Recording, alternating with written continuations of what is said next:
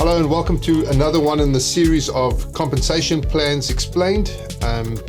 We're about to get started with this one, but before I start, can I please ask you to subscribe, ring that bell, comment like crazy. We do respond to all of our comments. The key thing is that we're looking for 1,000 subscribers in order to be able to live stream on YouTube. So if you could subscribe to our YouTube channel, that would be greatly appreciated. Okay, so today what we'll be discussing is the Unilevel Compensation Plan. I'll be showing you the strengths and weaknesses and how it's structured and where you would potentially use it. So here we go. So the one thing about the Unilevel Compensation Plan is firstly that anybody can recruit as many people as they like in their front row. So a person can go out and recruit 10, 20, 100, 1,000 people into their front row. There's no limit to the front row size. Each of their people that they recruit can also recruit as many people as they like into their front row. So you can have hundreds of people in your first row, hundreds of people in your second row, and so on and so forth. And traditionally, these things tend to be pyramid in shape so that you have very, very broad bases because the person can recruit as many people as they like. So the power of the Unilevel structure is that you can actually reveal leadership rather than having to go and select leadership. In something like the stair-step breakaway, what happens is you need to actually go and find the leadership, identify the leadership yourself, then promote the leadership into a position of leadership. And in that way, you build your team and you build your leadership. Now, that has the big advantage of a much more selective process and highly focused process in terms of getting your leaders. But in terms of the Unilevel, what you do is you create rules, and based on the people achieving certain milestones, they will reveal themselves to be leaders. So a person who can build a massive team has obviously got leader potential. So here you might say to Mary, listen, if you go out and you sign up 2 people, we're going to make you a bronze. So she's already identified herself as being capable of signing up people and leading them. Then you want to discover whether she's got leadership potential. So you might say to her, okay, help your 2 people, your 2 new IBOs, to become bronze in their own right. And if you can sign up 2 bronzes, if you can help your 2 people become bronze, then what we're going to do is we're going to promote you to silver because we're going to recognize that you're capable of helping your people build a team. Then you might say to her, now what we want to see is, can you train your people to do the same? So if you train your 2 bronzes to help their people to become bronze, so they each go and sign up 2 people, then what we're going to do is we're going to make you a gold. So you can see as she helps her people to grow their business, she rises in rank. Now, the beauty of that is that you don't have to worry about whether she's a leader or not. You don't have to worry about whether you've selected the right person or not. All you got to do is put the rules in place, and based on her ability to bring people on board and to train them, she identifies herself as a leader. So that's the big power that's the real power of the Unilevel plan. What you can do is you can say to her, okay, if you want to really become a powerhouse in the leadership department, what we want you to do, go and build another team of 7. So go out and build another silver team. And if you go and build another silver team, we'll promote you to platinum. And then if you go and build another team of 7, we'll make you a diamond. So, I mean, these are just arbitrary ranks and arbitrary structures, but the idea is that by giving the person a target, getting them to go and achieve the target, what you can do is you can identify your leadership purely through their activity. And so traditionally, these businesses will grow very fast because the people are trying to rise up the rank, and your top people, the cream rises to the top. Those top people really go out and build big teams very quickly. Now, the application is that obviously, if you've got a business that you want to grow fairly quickly, but you still need strong leadership, this is an ideal mechanism. Because what happens is as people are rising up, they're building the big teams, but you're not having to worry about the leadership. The cream just rises to the top. So in a place where you need leadership, but you don't want to worry about picking leaders, this is a good option. Then, of course, there's the issue that when you've got a complex product, you do need leadership, people to train their people to teach their people what they're doing.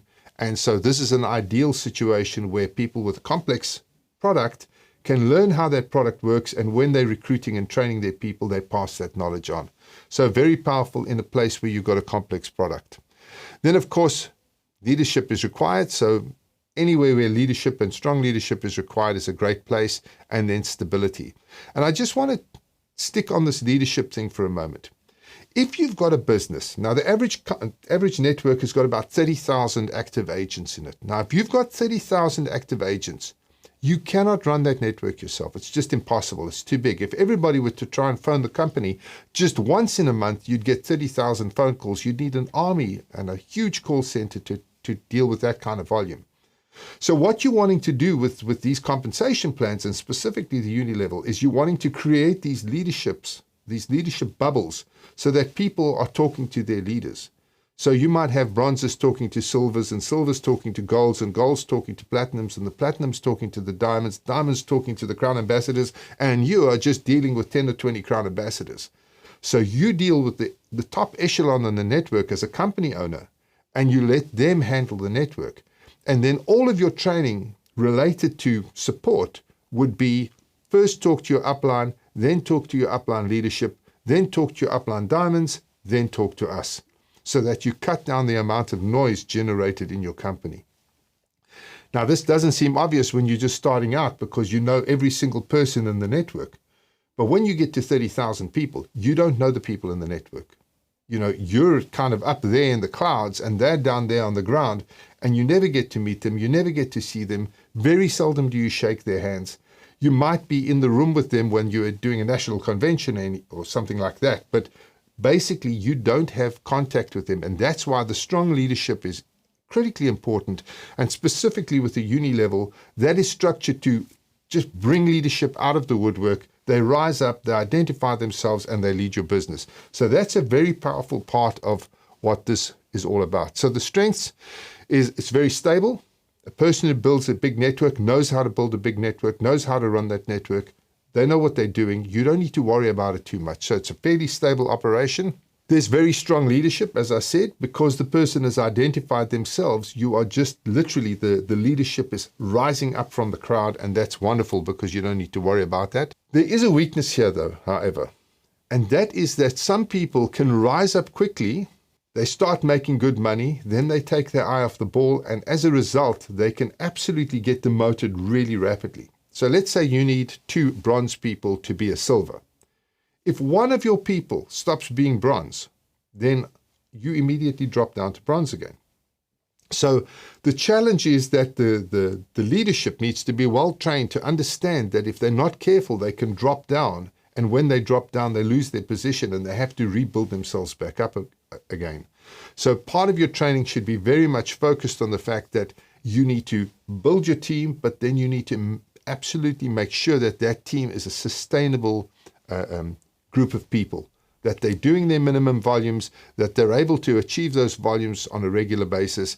And also within this scenario, you need to be explaining to your people that if they have to sign up 2 people to become a bronze, they should sign up 10 because they need to have a situation where there's never just a case of relying on one person dropping down for them to lose their rank. They need to have several people propping them up. So that's one of the weaknesses. Obviously, there's a way of overcoming it. And then, of course, training does suffer because with people rising up the ranks quite quickly, there sometimes isn't a chance to really train them into the business.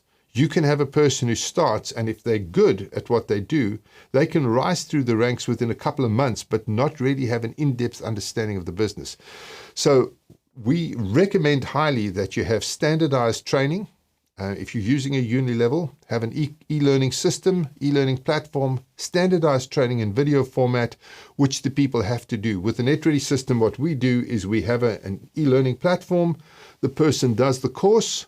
When they've done the course, they do a test. If they pass the test, they get the promotion. So it's critically important that they're able to actually do the test and prove that they are able to achieve the goals. So you might have bronze training, you might have silver training, you might have gold training.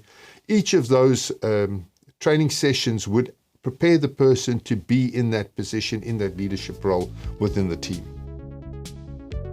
So that's it from the Unilevel. Again, as I say, these are not meant to be in-depth looks at this series is not meant to be an in-depth look at the compensation plans, but it's meant to give you a very good overview of what the compensation plan does and where you could potentially use it.